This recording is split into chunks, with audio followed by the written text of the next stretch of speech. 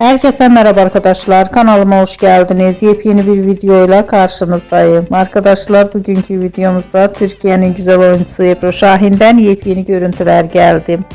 Ebru Şahin'in muhteşem görüntülerini sizler için YouTube kanalımda video halinde sunuyorum. Umarım beğenirsiniz. Arkadaşlar, videomu beğendiyseniz kanalımı izlemeyi ve bildirim butonuna basmayı unutmayın. Hoşça kalın.